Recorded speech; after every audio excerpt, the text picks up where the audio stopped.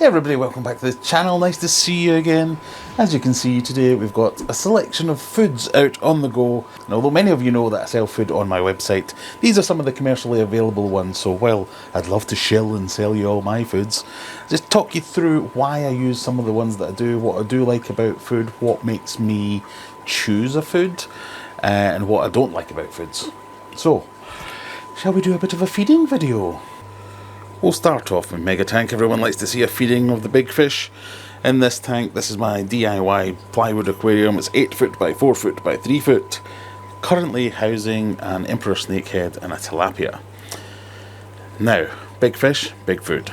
The main deciding factor on what to feed this guy certainly was the previous owner. So this is a rescue fish, the emperor snakehead Gordon, if you will. And this is the combination of the foods that he was feeding. I cannot get the fish to eat these, so these are the sinking carnivore pellets. They just turn their head up at them, but luckily the tilapia quite likes them, so that's fine. These I love, but the main thing I love them for is not for their nutritional value or ease of feeding or anything else. Look at the unit of measurement they use. Each pellet contains the same caloric content of 1.8 goldfish. When did we start using goldfish as a unit of measurement? So this whole bag apparently contains the same calorific content as 2,100 live goldfish. Now, I get the idea and I like it. We're trying to steer people away from live feeding, and I do not agree with live feeding. And these pellets, they are great. Just shy of 50% protein, and they're obviously developed with big fish in mind. So they're a big pellet, easy to see. Fish can smell them, can see them coming down, and they really go for it. As you can see, the snakehead is right on it.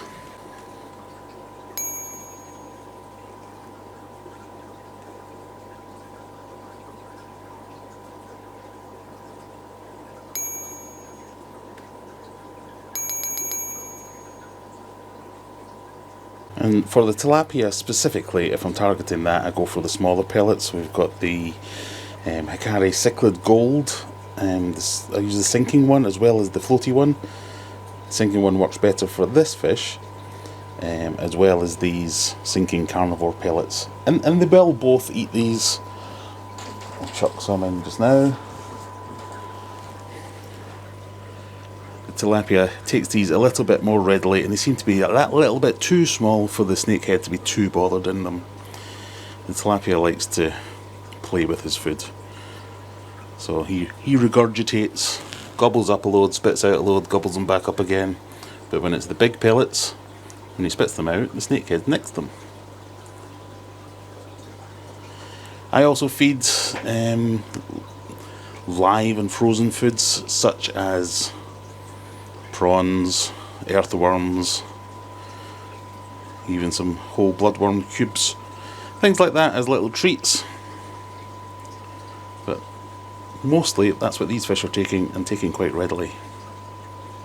If we go in size order, Humphrey's next. He's the next biggest fish in the fish room, and again he has a staple diet as well as a treat diet. So his treats are things like prawns, earthworms, bloodworms, any other frozen foods that we've got. Cockles is a favourite of his, but his staple diet is a bit of a mix really. Humphrey gets a mix because when I fed him individual foods, he would go off them after a few days of just giving him the same thing every day, I guess. Might be anthropomorphizing here, but I guess he gets a bit bored. So I have a tub like this, which you can buy on aquariumadventures.co.uk. Stop shilling! Stop shilling! Which I keep a mix of foods in there, and the main components of those foods are Hikari Cichlid Gold, the floaty ones, Hikari Cichlid Gold, the sinky ones, and Fluval Bug Bites, which I have run out of and I don't have any, so I can't show you the packet. As well as every now and again I'll mix it up and throw a different type of pellet in there just to see if he keeps them. And he is quite a selective eater, and if he doesn't like it he will spit it back out, and he doesn't go back for seconds. Now, Humphrey does have a big appetite. He is a bit like a water puppy. As you can see, he's going, "Give me my goddamn food, Graham. What are you doing?" So if I put my hand anywhere near here, he's ready for it. So, feeding videos with Humphrey are a bit fast. You might have seen him eating some earthworms where people were going, did you actually give him anything? Because he just destroys it so quickly. So I tend to Make them come over here so it gives me a chance to drop the food in.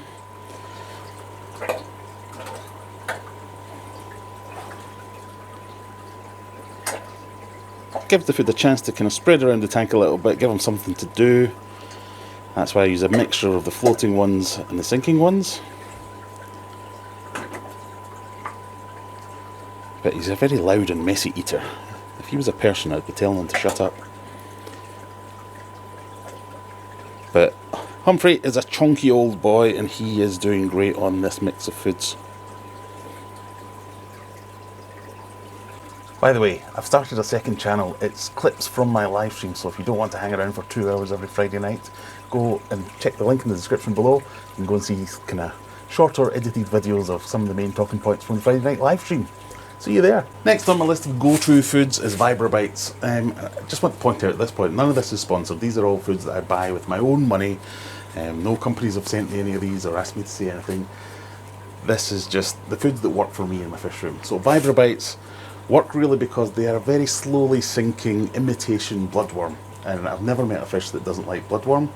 I've never met an acarus that doesn't wish bloodworms were a bit more nutritious. So here we've got the best of both worlds. I find them really useful for things like my bucktooth tetras here, pea puffers even, although they can be a bit hit and miss.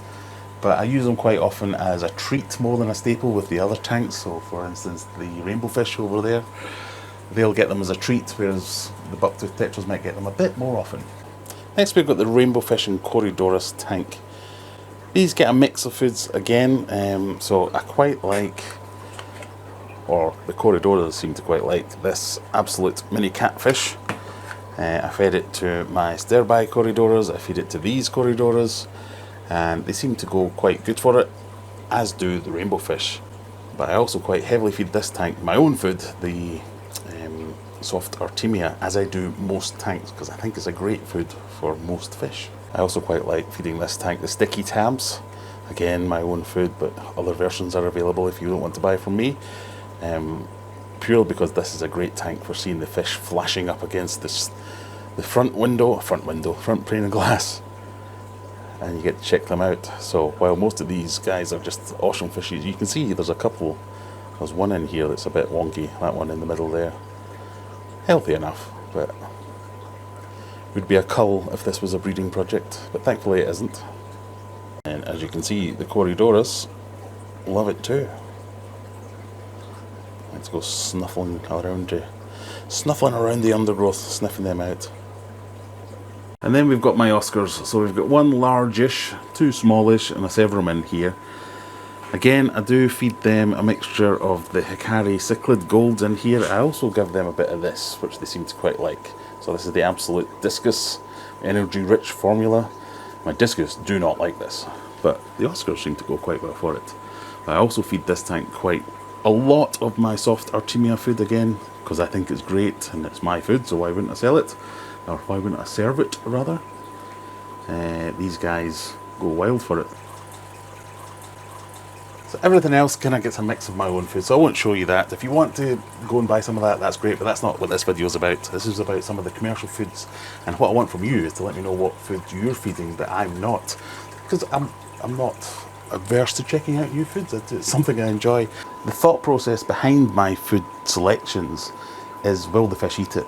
First and foremost, before I even think about nutritional value or anything like that, especially a new fish, getting a new fish eating, it's all about getting them eating anything. It doesn't really matter if it's not the highest, top, most quality food in the world. And then I start to drill down on, okay, is this stuff any good? How often should I be feeding this stuff? Looking at